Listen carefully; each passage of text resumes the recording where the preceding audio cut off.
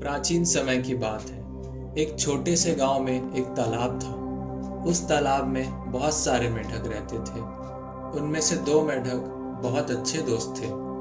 वे हमेशा साथ खेला करते थे, खाते थे और समय बिताते थे। एक दिन खेलते खेलते वे दोनों मेंढक एक गहरे गड्ढे में गिर गए। गड्ढा बहुत गहरा था और दोनों मेंढक बार बार कूदकर बाहर निकलने की कोशिश कर रहे थे, लेकिन हर बार असफल हो रहे थे।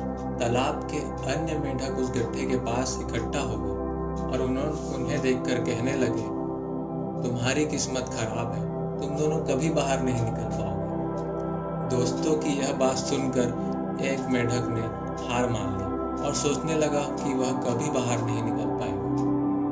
उसने कोशिश करना बंद कर दिया और गड्ढे के नीचे बैठ गया।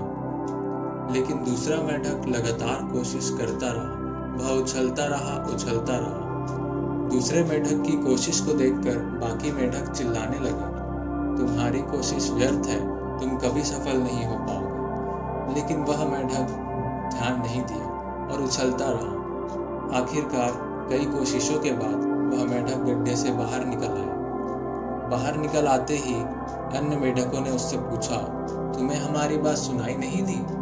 हमने तुम्हें कहा था कि तुम कभी सफल नहीं हो पाओगे। तब वह मेंढक मुस्कुराते हुए बोला, दरअसल मैं बहरा हूँ। मैंने सोचा कि आप लोग मुझे प्रोत्साहित कर रहे हो और मुझे हिम्मत दे रहे हो, इसलिए मैं कोशिश करता रहा और आखिरकार सफल हो गया। इस कहानी से हमें यह शिक्षा मिलती है कि जीवन में कितनी भी कठिनाइयाँ क्यों ना आए, हमें कभी हार नहीं माननी चाहिए। हमें अपने प्रयासों को जारी रखना चाहिए और नकारात्मक बातों पर ध्यान नहीं देना चाहिए। सकारात्मक सोच और निरंतर प्रयास से ही सफलता प्राप्त की जा सकती है।